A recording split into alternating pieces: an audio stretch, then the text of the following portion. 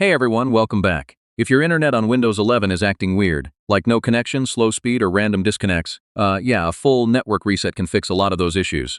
In this guide, I'll show you exactly how to reset your network settings step by step.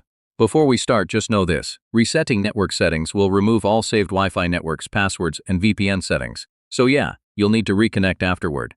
Alright, first open your settings. You can press the Windows key and click on Settings, or just search for it. Next, click on Network and Internet from the left side menu. Now scroll down and select Advanced Network Settings. This is where the reset option is located. Here you'll see Network Reset. Click on it to continue. Now click the Reset Now button and confirm. Your PC will warn you that everything will be removed that's normal. After that, your PC will automatically restart in about a minute. Just let it finish. Once your PC is back on, reconnect to your Wi-Fi network and enter your password again. Finally, test your internet connection.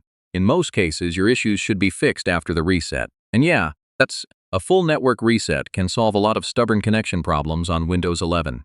Just remember, you'll need to reconnect everything afterward, but it's usually worth it.